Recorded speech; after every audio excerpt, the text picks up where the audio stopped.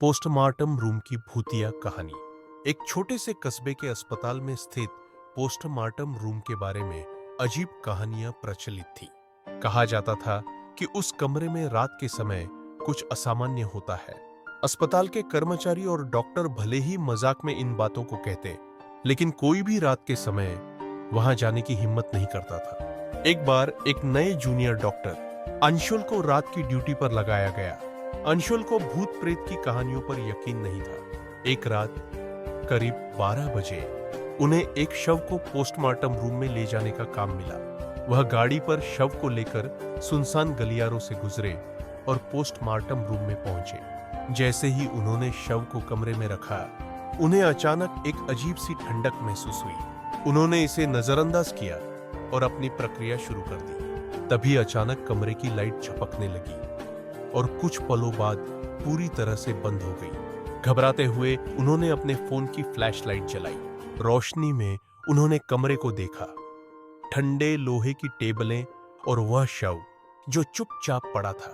तभी एक धीमी आवाज आई। ऐसा लग रहा था जैसे कोई हल्के से दरवाजा खटखटा रहा हो।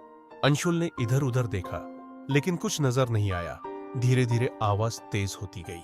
अब आवाज साफ सुनाई देने लगी, जैसे किसी ने टेबल पर अपनी उंगलियों से खटखटाया हो। डरते हुए अंशुल शव के करीब गए। जैसे ही वह झुके, आवाज अचानक बंद हो गई। उन्होंने राहत की सांस ली और सोचा कि यह उनका भ्रम था। लेकिन जैसे ही उन्होंने जाने के लिए मुड़ने की कोशिश की, शव की हाथ अचानक उनके कलाई पर कसकर पकड़ ली।